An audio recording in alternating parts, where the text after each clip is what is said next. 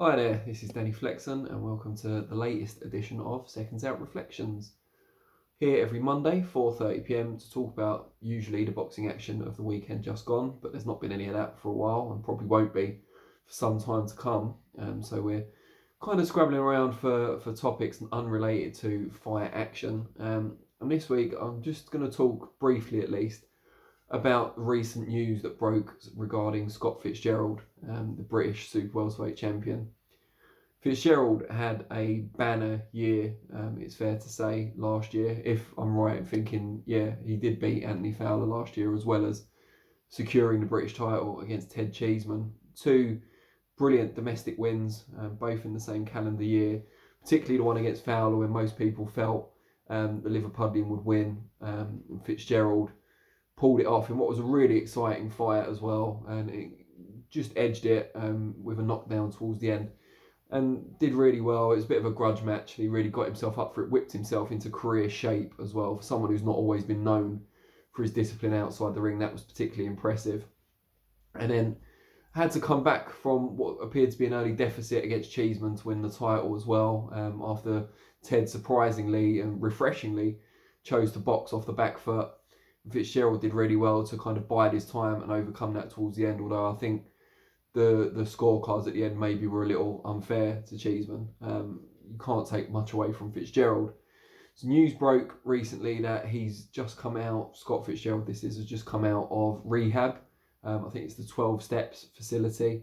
He was there for a couple of weeks, battling addictions with alcohol and gambling, which interestingly enough was gambling was an addiction that Cheeseman himself revealed that he was battling with last year, before he suffered his first career defeat.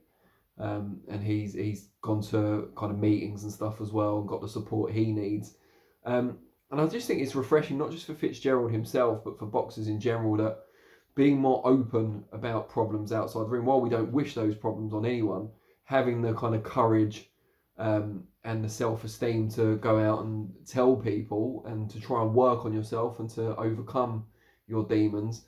I think that's a pretty cool thing. Boxers, just like everyone, since the dawn of time, have had issues outside the ring that have either stunted their progress or harmed them when they were on top. And it's not easy. Boxing is one of the hardest sports in the world without battling something outside the ring as well. The training is hard and intense, and obviously anyone who's struggling after a week, not even a week yet, of lockdown should maybe appreciate just what a boxer goes through and not being able really to go out, eat, drink what they want, get testy with their friends and close people close to their family over a 12-week period, sometimes 3 times a year, which really is like 2/3 of your year taken up living that lifestyle. And even when you're not in camp, boxers tend, or the very best ones anyway, the most committed, tend to live a very kind of respectable, conservative lifestyle outside the ring as well, even when they're not got a fight day coming up. So that's tough enough. But then to have this other thing, and one can lead into the other as well, because you have, as a boxer, the time you have when you're not training, you can't really, there's a lot of things you can't do. You can't go out to eat, you can't have a meal with your partner or whatever and just eat whatever you like, because you're always thinking about making weight. Even if you haven't got a fight day coming up, you need to keep at a certain level.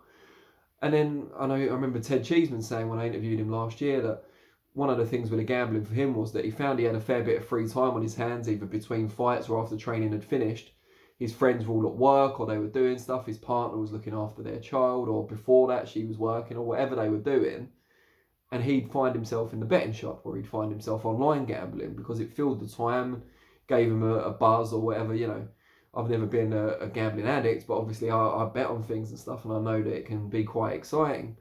And Fitzgerald, obviously, he's never been, I'm not saying he's not dedicated, but he's never been the most conservative of people. He's an outgoing character.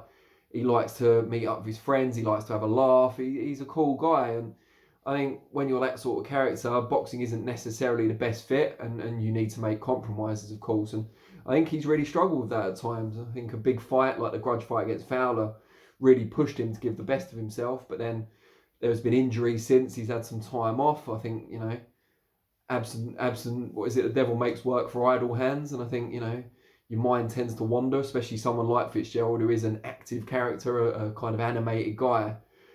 And any existing demons that were already hovering in the background came to the fore, perhaps. I'm inferring here, but I don't think it's too big a leap to suggest that. But he realises that at the age, I think he's 28 now, that he really needs to push on if he's going to move beyond domestic level and fulfil his potential. He was a really good amateur and showed even last year, when probably not at 100%, that he's certainly among the top fighters at his weight domestically. He's realised, and not too late, hopefully, that, if he admits to his problems, he takes the, appropriate steps to address them, there's still opportunities out there for him, not just in boxing, but to become, a better person, a happier person. Because I don't think, not fulfilling his potential in the ring wouldn't make him particularly happy, but also just as a person, going out, getting drunk, frittering money away. I mean, I don't know how successful a gambler he was, but just by the law of averages, gamblers tend to lose more than they win, apart from the very best.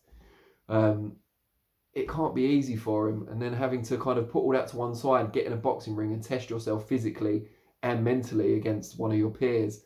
I can't imagine how hard that must be. And if he has got the help required now to remove that unnecessary obstacle, then all power to him. And even more so for coming out and saying it publicly, not just because he owns the problem by doing so, but because it gives a bit of inspiration to anyone else out there who's suffering from it, that if he can overcome it with all the other things he's got going on, maybe the everyday man on the street can overcome their problems and addictions too. It's a bit cheesy, I know, and maybe it's a bit of a reach, but I like the fact that he's come out and been honest about it. And like Cheeseman was before him. So all power to them both. Let us know what you think in the comments below. Really like to get your take on this. And I'll be back Thursday, ReFLEXions, 4:30 p.m. Next Monday, 4:30 p.m, the next ReFLEXions.